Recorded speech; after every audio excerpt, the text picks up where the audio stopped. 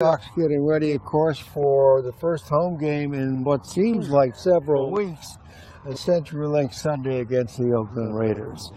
Yesterday, the Seahawks welcomed the football players and coaches from Marysville Pilchuck High School.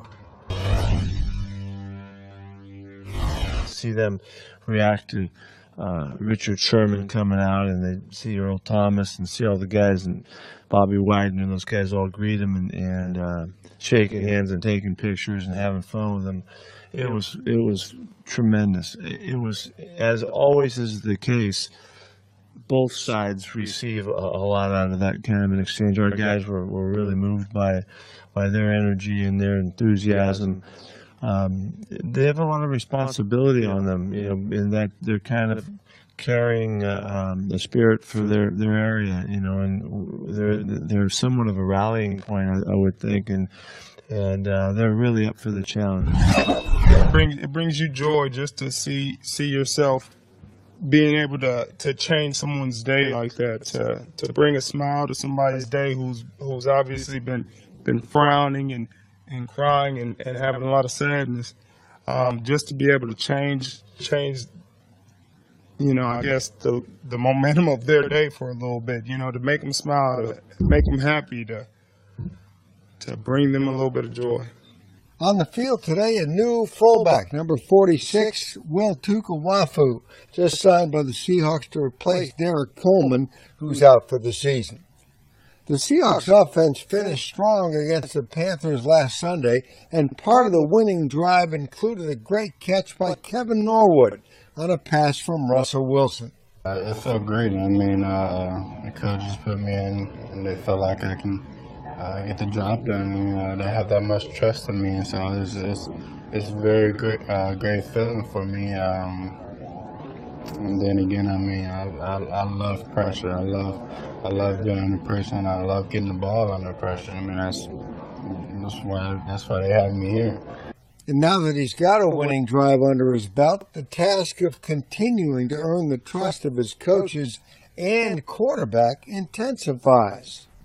That's the main thing I have to do, is I have to get the trust from Russell also. When down the stretch, when he needs me, I have to be there for him. And that's what I'm going to do. That's what I'm going to try to keep working at. For the coaches, I mean,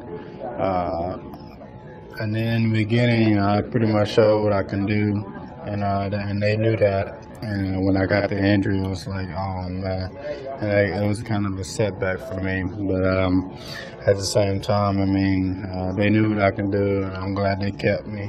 And now it's my turn to pretty much show what I can do and keep proving them right. Meanwhile, the defense was able to get some pressure on Cam Newton in that last game, leading to 3 sacks, 1 by Brandon Mebane, 2 by Bruce Irvin. We still have a lot of room for improvement, a lot of things that we want to accomplish, as a front.